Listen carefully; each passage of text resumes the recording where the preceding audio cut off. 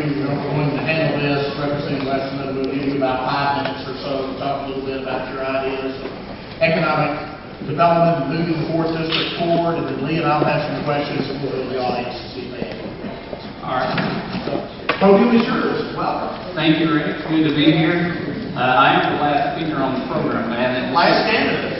Since I'm the last speaker on the program, I'm sure you are probably as much interested not in just what I have to say, but how quickly I can say it. I do appreciate the opportunity to address this crowd in this venue, and I appreciate the work that the Delta Grassroots Caucus does. Along those lines, even though they're not affiliated with this event this year, I would like to also recognize the good work that Skip Rutherford and the Clinton School does in promoting public debate and the dissemination of ideas that are not only important to Arkansas, but also to our surrounding states, our country, and the world. It doesn't seem like it was that long ago that I was invited as a high school junior to participate in then Governor Clinton's conference on agricultural innovation that was held here in Little Rock back in 1984. That's getting to be quite a while ago, though. I was simply a high school student that was very active in the Future Farmers of America, but was honored to have the opportunity to sit at a table with the governor, who we know became president, and also with Norman Borlaug, a Nobel laureate who also has been credited with saving over 1 billion lives as a result of his innovation with wheat. I can't tell you a lot of details about that conference, but I can tell you that it, along with reading biographies of other giants in agricultural innovation like Dr. George Washington Carver, that it helped inspire me as a young Arkansan to follow a career in agricultural innovation with a degree in biological and agricultural engineering. Now, where I was born and raised in Garland County in the Ouachita Mountains, we couldn't get rid of the rocks. Even if we tilled the ground in a river valley or along the creek bottom, even if you tried to pick them up and rake them or whatever you would do to get rid of them, every time it would rain, more rocks would grow. We actually, it almost seemed like they grew there in the soil in the Ouachita Mountains. That was a stark contrast to the soil conditions in the Grand Prairie, where I worked at my first job out of college as a plant engineer for Riceland Foods in Stuttgart. I was always amazed by the rich soil. And I remember thinking the only place you find soil like that in Garland County is in a bag from the store. It was everywhere, as far as you could see, and in many places as deep as you wanted to dig. During the nearly 2 years I lived in the Grand Prairie, I developed a deep appreciation for the entire Delta region of Arkansas and its tremendous potential to produce wealth that is renewable with every growing season. My career led me back to Hot Springs, where I began working at my engineering firm, where I still work today, designing manufacturing facilities that convert another one of our renewable Arkansas resources, timber, into usable products that allow us not only to liquidate wealth stored in those natural resources, but to build communities and careers where families thrive. My work in the timber industry also led me to pursue a degree in graduate school at Yale University, where I studied forestry. And I looked at it mainly from a finance and economics perspective. From my study of the economics of natural resource use, and based on the classic definition of wealth, and that being the accumulation of items of economic value which not only account for current assets, but also the potential to produce future assets, I propose that the Delta and the coastal plains regions of Arkansas are some of the wealthiest locations in the world. One might ask why poverty rates are high and populations are declining in one of the wealthiest places on earth.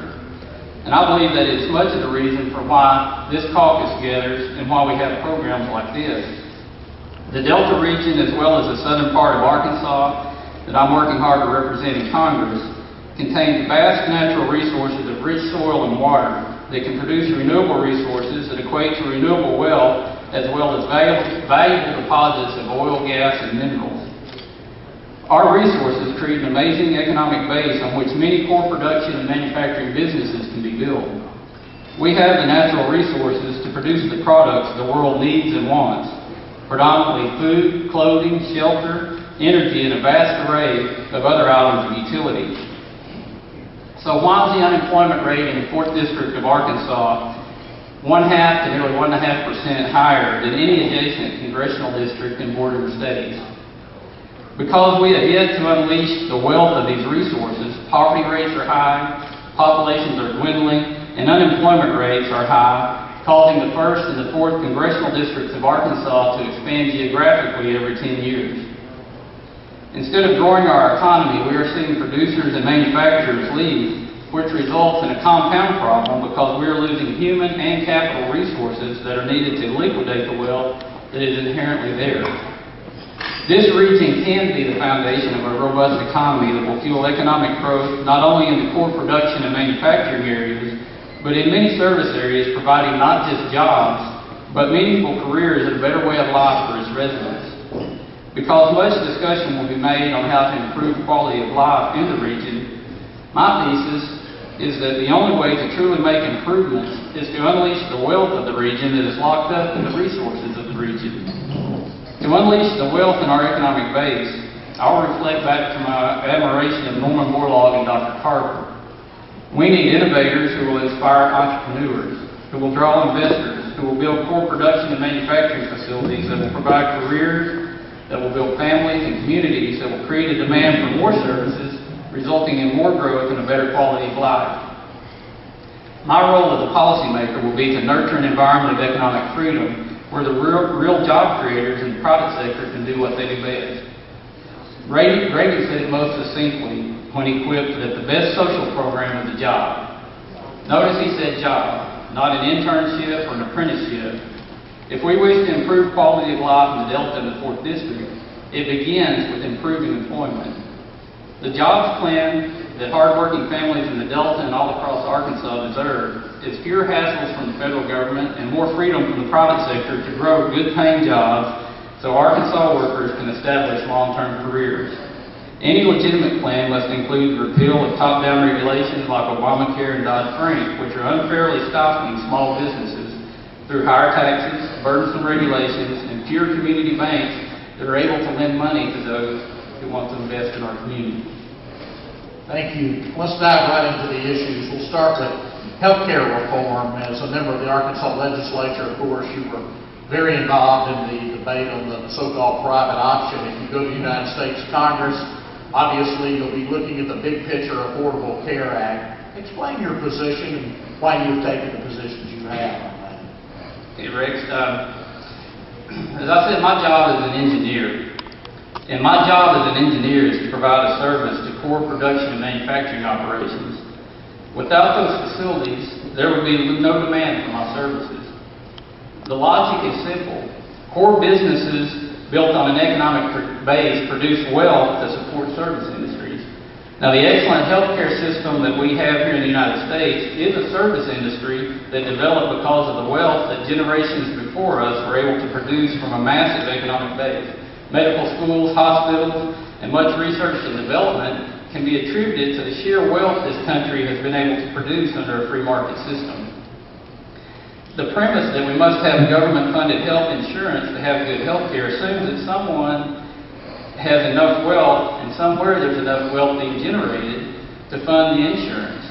I believe that in the long run this will prove unsustainable and does nothing to address the real issue, which is a poor economy that prevents people from having a career that affords them the opportunity to purchase their own health insurance. You know, we've seen some gridlock on this in Washington, D.C. We'll probably see some more of that in the future.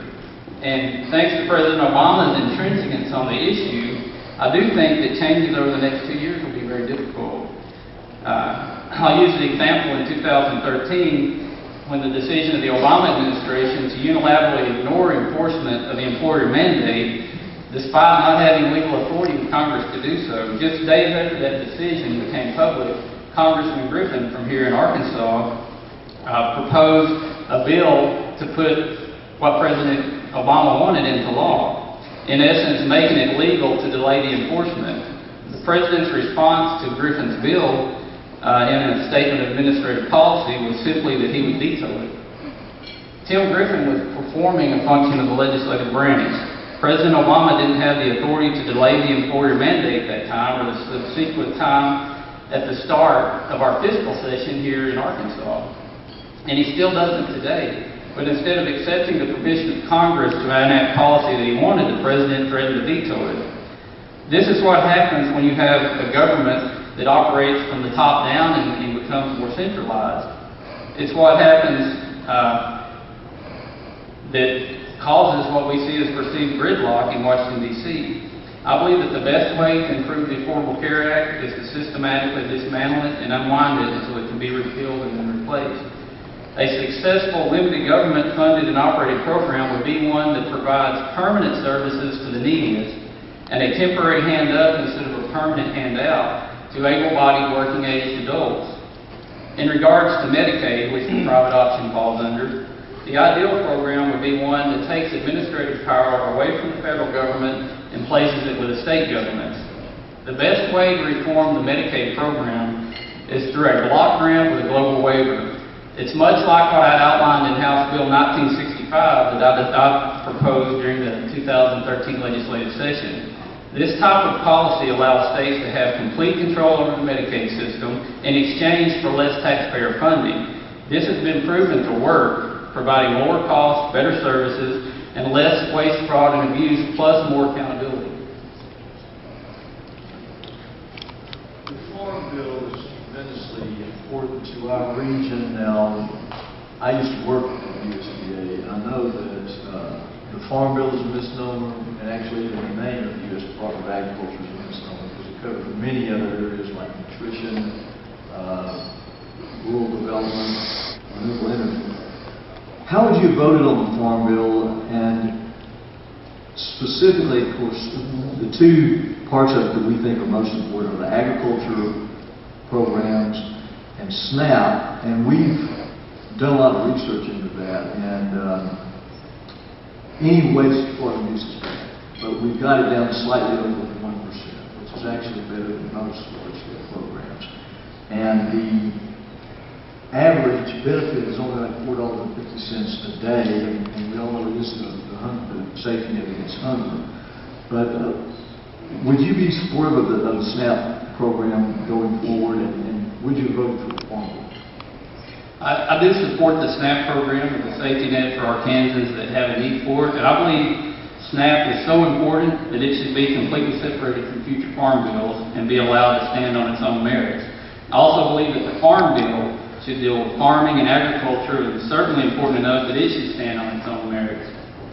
There was an article in New York Magazine in July of last year that explained why food stamps have been included in the Farm Bill, and this has been done since 1973. And I quote from the article, "It gets urban liberals to vote for farm subsidies," unquote. And you mentioned the Department of Agriculture covers a lot of areas. And you're aware the U.S. Forest Service is part of the Department of Agriculture. And what we know is the Farm Bill not only affects what we think of as traditional ag policy, but forestry as well, which is very important to the region that we're talking about. Now, this is another reason why SNAP should be separated from future farm bills.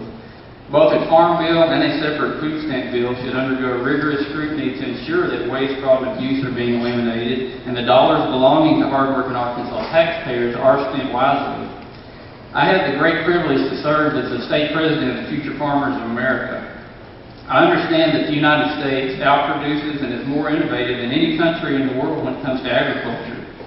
It is undeniable that we have had farm policy in the past that has worked. We need sound farm policy, and we need sound policies regarding supplemental nutrition. But for the benefit of both, I believe we don't need them lumped together. In regards to how we voted on the past Farm Bill or how we vote on future versions of the Farm Bill, the policy should be efficient and effective and should not promote an unfair advantage for some farmers over the other. And obviously, in the future, we'll have to analyze every bill on its merits. Let's talk about infrastructure investment. Obviously, we live in a period of a very tight federal dollar, but there are great needs, certainly in the region represented in this room, where people would likely live to see the completion of Interstate 69, for example. Your philosophy on federal investment in things such as highways, the interstate system, even broadband in rural areas? Yeah, that's a great question. It's very pertinent not only to the Delta and Congressional District number 1, but also to District 4, where we've got Interstate 49, north and south, down to Shreveport all the way, and then Interstate 69 proposed coming across. The 4th District is so big now, we've got a large part of the Arkansas River in it, so we've got a navigable waterway there. And then we've got 2 more navigable waterways, the Washita River and the Little Red River. So transportation and infrastructure are extremely important in the 4th District. And I believe that creating an environment where the private sector employees are encouraged to grow good-paying jobs for our workers is the key to putting our country and state back on track. We've got 42,000 less people in the Arkansas labor force than there were in January of 2007.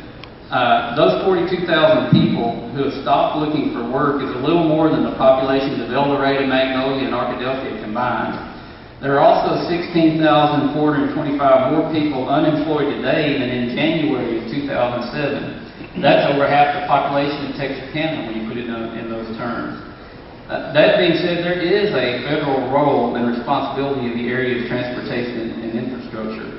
Investment in these areas not only create good-paying jobs for an Arkansas worker working on the project, but create an environment of good-paying jobs and new careers along the routes of interstate highways like I-69 and 49 that will be passing through the 4th District. But like any investment of tax dollars, the federal government has a responsibility of making sure that the nation can afford it. In that vein, I support the repeal of the Davis-Bacon Act, primarily to infrastructure projects so that those projects can be more affordable. In order to allow more private sector firms, including minority and women-owned businesses, to compete for the contracts, we need to be able to employ more workers and ensure that taxpayers are getting the best return and results.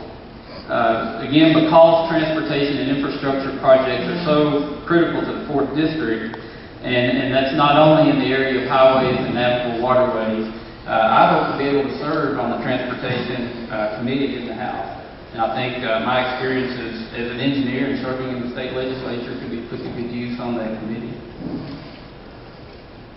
Education is extremely important to our region, and two-part question: what would you do to improve pre-K through 12 opportunities, and how could we get more college graduates without saddling them with a huge student loan bill? Yeah, on the K-12 question, I started my career in public service on the school board.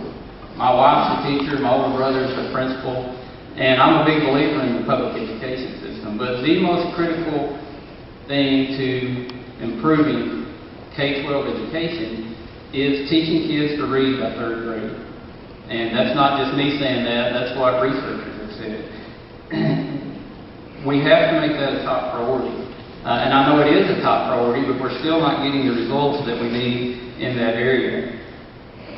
There are proven research-based methods to teach children to read by 3rd grade, and nearly all children. My wife works with special needs children, and she tells me there are very few kids that don't have the capacity to learn how to read if you're using the right program with them. I think the main problem with K-12 education is that we have to get our focus right.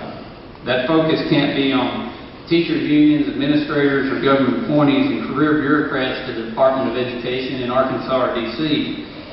Every education decision at every level must be made with students at the top of our minds, with parents just slightly below that. We need an education system where children come first and parents are empowered to ensure that every student has access to a high-quality education. If we're going to tap into the wealth of the 4th District, we need an educated workforce, but an educated workforce is of little value to us if there's not a place for them to go to work. Economic development and education go hand in hand. We need more emphasis on career and technical education if we wish to develop a workforce that we can use to develop our economy. I was very impressed with the Skills USA competition that I witnessed in Hot Springs earlier this year. And I'll say this, even as an engineer, I learned valuable skills from my shop classes in high school that benefit me today. We should focus our career and technical training on the skills that are needed to develop our economic base. And those skills are transferable. Even if people move to another region, the things they learn can be used in other places. Now, the quality of the school should depend on the zip code, and the safety of students should not be dictated by which side of the street they live on.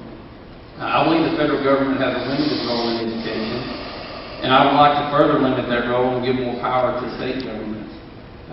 On that note, during the last legislative session, we passed several education reforms, and 14 of those were from the House Simple Plan. And we passed an act to establish public school choice program for students and parents. Congress is doing some good things to help students with the Student Success Act. When we talk about college education, the cost of college education, my oldest son just graduated high school. Very proud of him. He's a National Merit Scholar. He's going to Yale University next year. Believe me, I have found out firsthand about the cost of higher education, and it is unreal to think that kids have to take on that much debt and will be saddled with that debt going forward in life. But on the other hand, those kids, my son made the decision to go to Yale University, where it's going to cost him a lot, probably cost me a lot, and he knows he's got to have plans to work and pay that off when he's through. In your opening comments, you talked a little bit about your work in the timber industry. Let's talk about energy policy and the federal investment in that, especially as it relates to the agricultural industry in the Delta, the timber industry also. We've had a lot of debate through the years, for instance, on federal subsidies for corn ethanol. Talk about what your position would be on federal investments in things such as ethanol, but also biomass and other renewable forms of energy. All right, and to talk about energy, the first thing I would like to say is that I'm strongly opposed to unfair attacks on our pocketbooks by these new EPA administrative rules that have come out dealing with energy. You know, simply put, our citizens need fewer hassles in their lives, and increased energy prices are a significant hassle for hardworking Arkansas taxpayers and their families. It's hard on their budgets, and it's hard for the private sector that employs them. Now, in regards to biomass, I can get a little bit geeky on this because I knew you could. I can get way out in the weeds. I've actually been involved in many biomass and renewable energy projects in my career. These projects are great as long as they have their proper place and as long as they're economically competitive. That's the key. Right now, they're not really economically competitive. To illustrate that point, if you think about electricity in Arkansas, we can make hydro and nuclear power for 1/2 cent per kilowatt hour. If you want to make it out of coal or natural gas, you're up into 4 to 6 cents per kilowatt hour. Now, I've actually designed power plants that take biomass and burn them to make steam, that drive the turbine that makes electricity. The minimum investment, or the minimum price you need to pay for that investment is around 12 or 13 cents per kilowatt hour. If you put a lot of that on the grid, everybody's going to pay for it. You're going to pay for it in your homes, you're going to pay for it in your businesses, and you're going to pay for it in every product you buy, because that electricity cost is a big cost in manufacturing and drives the cost of goods and products up. Now, that being said, there are very proper places for biomass and renewable energy. A lot of the big sawmills or the plywood plants or even in paper mills, they've been using renewable energy for a long time. They take their waste stream, they burn it, they make steam, they take that steam and they drive a turbine and they use the waste steam in the process. That's called a combined heat and power operation. If you're just burning biomass to make electricity, which is the most efficient way to convert biomass into energy right now, you only get about 30% of the energy content of that biomass into electricity. If you do combined heat and power, which is economical in these big process facilities, you get nearly 2/3 of that power into the process and you recapture it. And it makes the cost of doing it very good. I've designed pellet mills, wood pellet mills, that are shipping pellets over to Europe to be burned in coal-fired plants over there. The only way that's economical is because the fees that are being put on these facilities in Europe to offset carbon emissions. That's making prices skyrocket. When I was working in the UK, and to put this in perspective, a gallon of fuel, mostly diesel fuel, in a car costs about $10 per gallon by the time you go through the exchange fees and the cost and everything. That's the same thing we're going to see on electric prices here in the United States if we put all those extra regulations on our producers and making and producing power. One final question. We have devoted a lot of attention at this conference to women issues, and let me relay a joke that Senator Pryor gave, and he admits it was a bad joke. But Senator David Pryor? No, Senator Mark Pryor. And he said, you know, the statistic that we are all concerned about is that a woman makes 77 cents for every dollar a man makes. And Senator Pryor said he ran into somebody who was for Hillary for president because he said, well, we have to pay her 3/4 of the money. So, but seriously, would you support equal pay for equal work for women, and what are we going to do about the income inequality? Because we've studied a lot of the world poverty statistics, and there was a general decrease in poverty over the last 50 years, but the two groups that were left out were women and children, especially single mothers. So how could we address this income inequality for women? Well, what I will say about that is I absolutely support equal pay for equal work because it's the right thing to do. That's just the moral, ethical, right thing to do. But I also support leaving that decision to employers and lessening instead of increasing the government's involvement in the private sector. So, you know, I'm not for policy that forces companies to do that, but I think companies should be doing that because it's the right thing to do. Open up audience questions. Yeah. I just wanted to know your position on net neutrality. I'm sorry, I couldn't understand. Net neutrality. In what regards on net neutrality? Are you for it or against it? You're going to have to give me a little more detail on that one. Well, are you believing the internet like it is now, or do you think the telecommunications companies should be able to charge us more for data and data delivery and that sort of thing? Okay, you're talking about internet net neutrality. I thought you were talking about an economic term to start with.